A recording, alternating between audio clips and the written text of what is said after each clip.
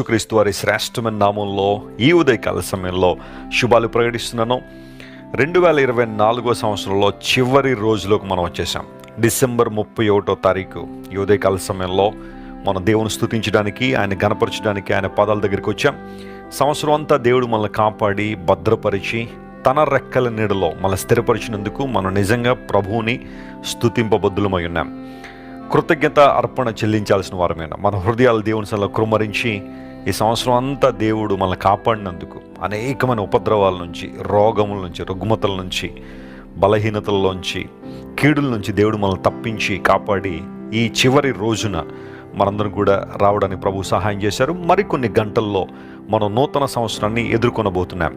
2025 సంవత్సరం మీ అందరి జీవితాల్లో ఆశీర్వాద సంవత్సరంగా, ఫలించే సంవత్సరంగా, దేవునికి దీవెనలు మీరు అనుభవించే సంవత్సరంగా ఉండాలని దేవుని సేవకునిగా మనస్ఫూర్తిగా నేను కోరుకుంటున్నాను. రాజమండ్రి క్రైస్ట్ వర్షిప్ సెంటర్లో చాలా బలమైన ఆరాధనలు జరుగుతున్నాయి, ప్రార్థనలు జరుగుతున్నాయి.